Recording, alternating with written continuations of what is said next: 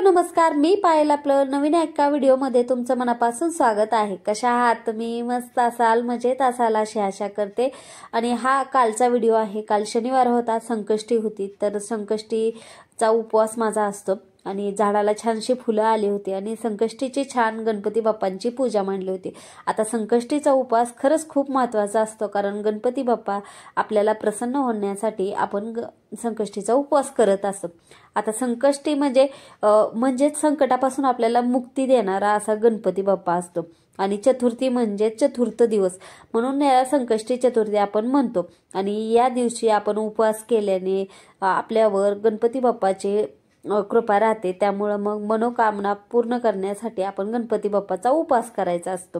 आता आहे ना, चतुर्थी आपण दोन येतात, आपल्या कृष्ण पक्षात एक येते आणि शुक्ल पक्षात एक येते। तर कृष्ण पक्षात असते ते चतुर्थी संकष्टी असते आणि जी शुक्ल पक्षात असते ते विनायक चतुर्थी असते। आता आपल्याला गणपतीची उपासना केल्याने आपल्या आयुष्यामध्ये दुःख दूर होतं, संकटातून आपल्याला मुक्ती मिळते, आपल्याला इच्छित कार्य असेल एखादं तर तेही पूर्ण होतं आणि कुटुंबामध्ये सुख शांती राहण्यासाठी संकष्टीचा उपवास केला जातो।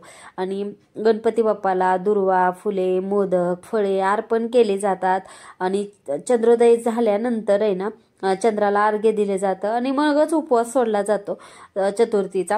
तर असं साधी सरळ चतुर्थी असते, पण ही चतुर्थी केल्यानंतर आहे ना आपल्याला आहे ना इच्छित फल मिळतं आणि आरोग्य चांगले राहते, आपले बुद्धी चांगली राहते, कारण आहे ना गणपती बाप्पा बुद्धीचेही देवता आहेत, त्यामुळे आपली बुद्धीही चांगली राहते।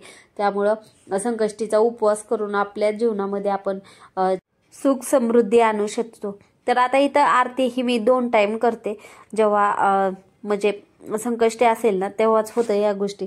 आणि आपण रोज आपल्याला सगळ्या गोष्टी करायच्या असतात, पण वेळेमुळे करता येत नाही।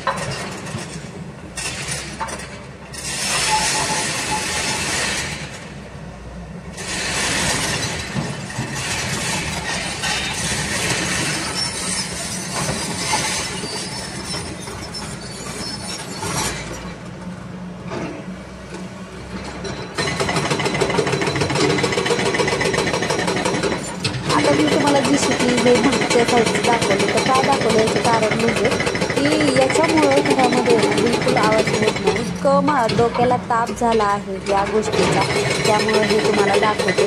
आणि घरामध्ये आता माझं घर आहे ना 3rd फ्लोअरला आहे, तरी पण आहे ना आम्हाला एकामेकाला बोलता नाही ना, फक्त आम्हाला ओरडून बोलल्यासारखं बरं वाटतं, इतकं या आवाजाचा त्रास होतो। आज तुम्हाला मी फक्त एकच दाखवली, अजून 2 असतात, त्याच्यात ब्लास्टिंग चालू आहे, त्या ब्लास्टिंगचा एखादा दगड उडला तर त्याचाही प्रॉब्लेम। तर त्यामुळे ना भीती वाटते कधी कधी, असं कंस्ट्रक्शन नसणारे रिकामे जागे घेतलं तेव्हा असं वाटायचं की फॅनची गरज नाही, काही नाही, पण आता हे 4 महिने झाले इतका त्रास आहे। तर असं आणि मी आहे ना आता गावाकडनं आलं, सगळं जरा टॅनिंग झालं होतं चेहऱ्याला, मग मी आहे ना घरीच फेशियल कसं करते ते तुम्हाला दाखवते। फेशियल आपण घरच्या घरीही छान पद्धतीने करू शकतो आणि आपल्या घरामध्ये किचनमध्ये ज्या गोष्टी असतात त्याच्याने केलं तर आहे ना तरीही खूप छान आपली त्वचा होते। आता इथे आहे ना मी दूध आणि मध घेतलं आणि ते मिक्स केले। आता थोडंसं क्लिन्झिंग करायचं आपल्या पूर्ण चेहऱ्याचं, आणि मी तुम्हाला आहे ना फेशियलमध्ये असे कसं फेशियल करायचं तेही दाखवते। आता आपली त्वचा आहे ना पावसाळा हिवाळा असो किती असं कधी कधी आहे ना कोरडी पडते, तर त्याच्यामुळं दूध ही उपयोगी पडतं। आणि दुधात लॅक्टिक ॲसिड आणि मधात आपल्याला नैसर्गिक ओलावा असतो, त्यामुळे आहे ना आपल्या स्किनसाठी खूप महत्त्वाचा असतो। मऊ होती आपली स्किन, काळपटपणा कमी होतो आपल्या स्किनमधला आणि उजळण्यास थोडीशी मदत होते। आणि जे आपल्या तोंडावर ते मृत पेशी असतात ते काढून टाकण्याचं काम हे करते।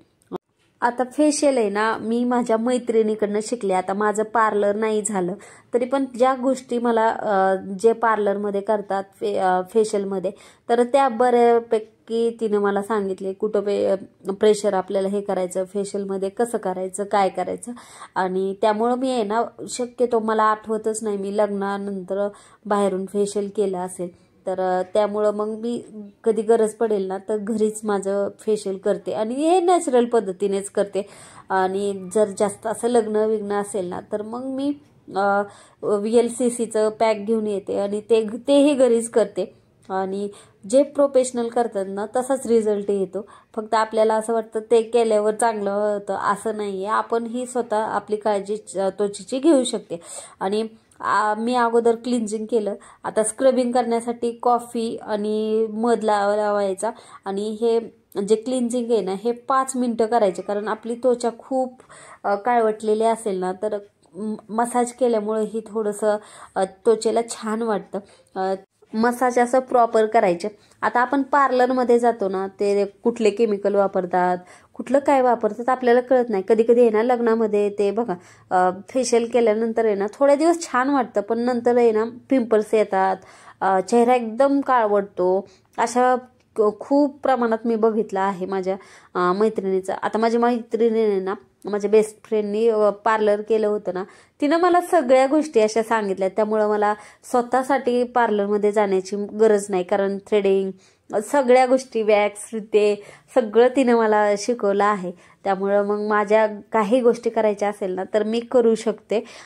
तर ते मी घरीच करते. आणि आता स्क्रबिंग करणार आहे, तर स्क्रबिंगसाठी मी हनी आणि आपली कॉफी पावडर घेतली. आता कॉफी पावडर खरंच खूप महत्त्वाची असते, कारण कॉफीमध्ये ना कॅफेन असतं आणि ते आपल्या त्वचावर जर सूज असेल ना तेही कमी करतं.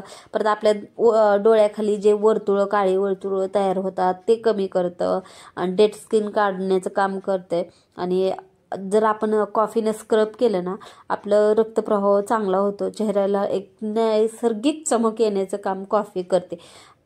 आणि आपले जर ते प्रदूषणामुळे ना त्वचेवर खूप अशी डर्ट जमा होतो, तर ते आपल्याला नाही दिसलं तरी असतो काही प्रमाणात, आणि ते काढण्याचं काम ही कॉफी करते.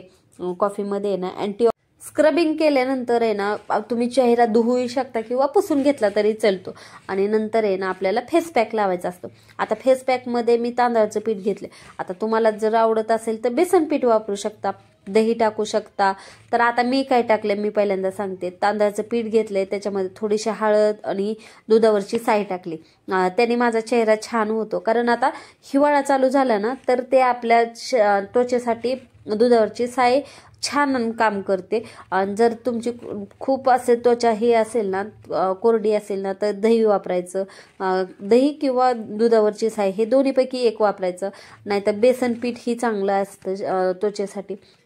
तर मी तसं पॅक कधी असा करते कधी तसं करते. आणि असा पॅक लावून घेतलाय. आणि पूर्ण सुकण्याच्या अगोदरच आहे ना आपल्याला हाताने चोळून काढायचा. त्यामुळे आपल्या तोंडावर जे छोटे छोटे केस असतात ना, लव असते केसांचे, तेही निघून जाते आणि असा क्लीन चेहरा दिसतो, डर्ट ही निघून जाते. आणि बघा माझा चेहरा क्लीन असं छान झाला आहे. आणि आता आपण आहे ना क्लिन्झिंग करा, क्लिनिंग करा, फेस पॅक लावा, नाहीतर अजून चेहऱ्याला काही फेस पॅक कुठलाही लावला तरी आहे ना मॉइश्चरायझर किंवा मग ॲलोवेरा जेल ह्या दोन्हीपैकी लावायचं. आता माझ्या त्वचेसाठी ना ॲलोवेरा जेल खूप सूट करतं आणि मी पतंजलीचं आता खूप वर्षापासून वापरते, तर ते मला सूट करतं.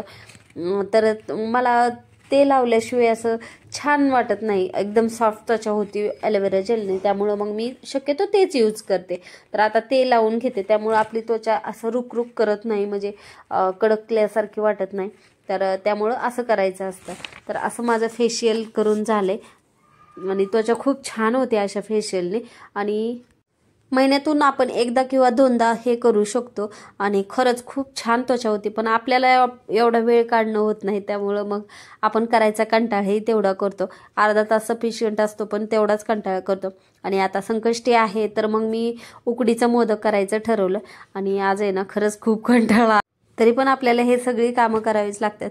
आणि काय झालं की रात्री माझी झोप झाली नाही आणि दिवसा मला झोपायला मिळालं नाही.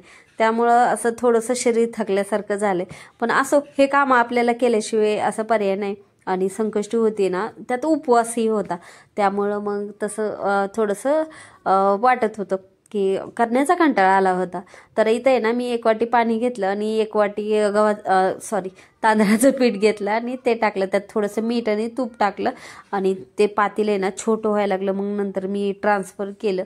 आणि कसं असतं डोक्यात काहीतरी असेल ना तर अशा गोष्टी होतातच. तर असं चाललेलंच आहे आपलं.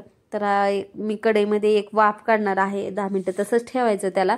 तोपर्यंत आहे ना सारण आहे ना त्याची तयारी करते. आता नारळ आहे ना माझ्याकडं खवणेला, मी म्हटलं अजून खवण्यापेक्षा आहे ना घरामध्ये नारळ असतो फ्रीजमध्ये ठेवलेला, तर तोच एक फोडलेला होता, तर तोच मी घेतला आणि तेच फक्त कट थोडं छोटे छोटे केले, कारण मिक्सरमध्ये परत प्रॉब्लेम येतो म्हणून थोडे कट मारले त्याला आणि बारीक करून घ्यायला लागले.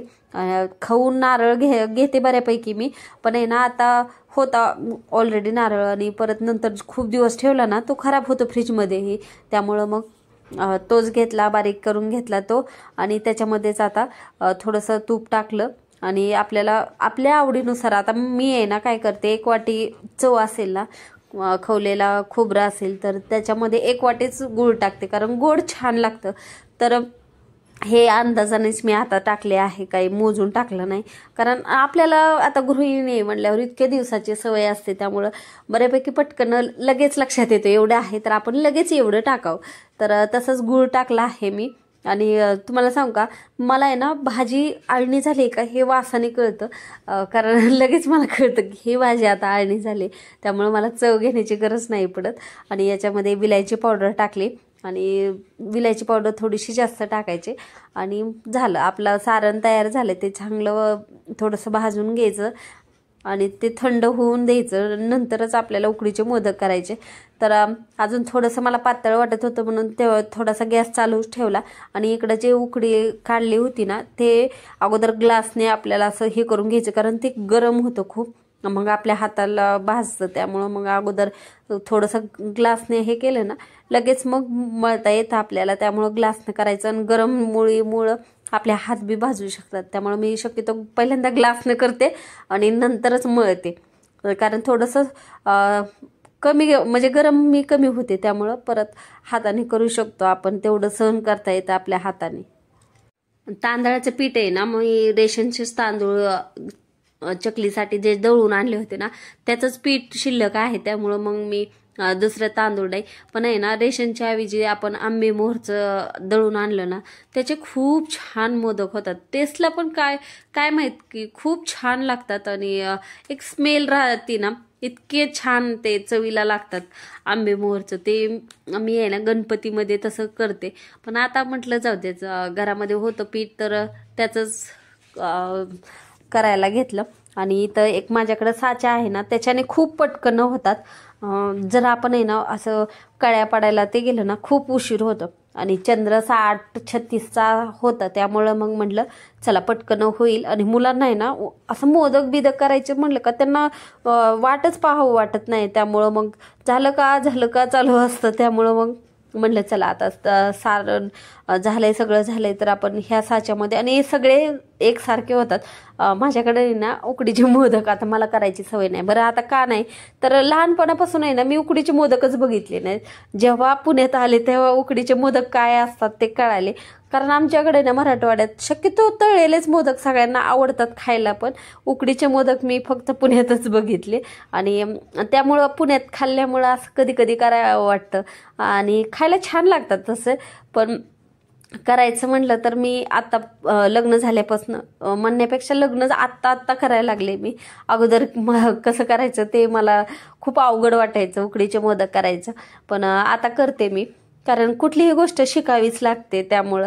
आणि आता गावाकडे हे केलं जातं, कारण मोबाईल जेव्हापासून आला आहे तेव्हापासून थोडंसं बदल होत गेले त्यामुळं. आणि आता हा उकडीचा मोदक आता दिसायला खूप छोटा असा दिसते, पण मी आपल्याला प्रत्यक्ष आहे ना जरा मोठा दिसतो. तर हा साच्यामध्ये पटापटा होतात. तर दुसरा साचा होता, पण आता ऐन टायमावर आहे ना मला तो काय सापडला नाही, हा सापडला तर याच्यानेच मी करून घेतले. आणि 21 मोदक मी करून घेतले बारके बारके. आणि जे आहे ना मी तुम्हाला आहे ना हाताने पण मला करता येतात ते तुम्हाला दाखवते, पण एवढे असे परफेक्ट येत नाहीत मला. म्हणजे एक मोठा होतो एक छोटा होतो, त्यामुळं मला ते आवडत नाही, त्यामुळं मग मी एक सारखे होण्यासाठी साच्यामध्येच करते. म्हणजे येतात चांगले, पण एक मोठा होतो एक छोटा होता हा मुद्दा आहे, सगळे सारखे होत नाहीत, त्यामुळं मग मी शक्यतो साच्यानेच करते. तर तुम्हाला करूनही मी एक दाखवते की माझ्याकडनं चांगला होते का खराब होते ते तुम्ही नक्की सांगा मला। तर अशा पद्धतीने उकडीचे मोदक आणि आहे ना एवढ्या म्हणजे प्रत्येक वेळेस मी तळलेले कधी कणकेचे उकडीचे असंच बनवले जातात। जास्त अशी उकड काढून हे खूप कमी प्रमाणात केलं जातं, त्यामुळं बहुतेक असावं की एवढी प्रॅक्टिस नसावी त्यामुळं। तर आहे ना हाताने असं छान दिसायला तर खूप छान दिसतं आणि खायला पण चांगला वाटतो मला। त्याच्यावर तूप घालून खूप टेस्ट त्याची खूप छान लागते। आणि पुण्यामध्ये तर उकडीचं मोदक सगळ्यांसाठी खूप आवडीचे। आता बऱ्यापैकी हॉटेलमध्ये तर उकडीचे मोदकही मिळतात इथं आणि म्हणजे रोजच्या जेवणामध्ये उकडीचे मोदक मिळतात, तर खूप आवडीने लोक खातात। आणि मी आता आहे ना रात्रीचे 12 वाजले आणि 12 वाजता मी व्हॉइस ओव्हर करते, तरी पण आहे ना आवाज बाहेरून आहे ना JCBचा येतो, म्हणजे त्यांचं रात्र दिवस काम चालू आहे। आता दुसऱ्यांनी कधी कामं करावे देवजानं, तर आहे ना उकडीचे मोदक आता आपल्याला उकडून घ्यावे लागतात, वाफवून घ्यावे लागतात। तर त्यासाठी मी एकाच गाळणीत आहे ना तूप लावून घेतलं आणि त्याच्यात सगळे ठेवायचे आणि व्यवस्थित ठेवायचे, नाही तर खाली चिटकतात, नाही तेल लावलं तूप नाही लावलं तर नाहीतर बटर पेपर ही मी कधी कधी टाकत असते। तर आता सगळे ठेवून घ्यायचे आणि कढईमध्ये ना मी वाफवून घेणार आहे। तर त्याच्यात पाणी टाकायचं आणि त्याला उकळी येऊन द्यायची चांगली आणि त्याच्यामध्ये हे सगळे मोदक ठेवायचे। आणि आता आहे ना माझ्याकडून केशर लावायचं राहिलं, केशरने ही खूप टेस्ट छान येते, पण आता मी दुधात काही भिजवलं नाही तर वरूनच थोडं थोडंसं टाकलं, त्याने कलरही छान येतं आणि दिसायला छान वाटतं, टेस्ट तर खूप छान लागतेच केशरचं। तर आता गणपती बाप्पाचं ताट मी असं छानसं सजवलं आहे, म्हणजे जे आपण खातो तेही ताटामध्ये ठेवलं आहे आणि मग आरती करून घ्यायची होती। तर आरती आता संध्याकाळी आहे ना चंद्रोदय झाल्यानंतर आरती करायची, मग तुळशीला पाणी घालायचं, चंद्राला अर्घ द्यायचं आणि मगच आपला उपवास सोडायचा असतो। तर इथं आरती करून घेते मी। तर असा आहे आजचा व्हिडिओ कसा वाटला नक्की कमेंट करून सांगा। व्हिडिओ आवडला असेल तर प्लीज लाईक करा, शेअर करा, सबस्क्राईब करा। भेटूया अजून छानशा व्हिडिओमध्ये, तोपर्यंत श्री स्वामी समर्थ। संपूर्ण व्हिडिओ बघितल्याबद्दल तुमचे मनापासून आभार। गणपती बाप्पा मोरया।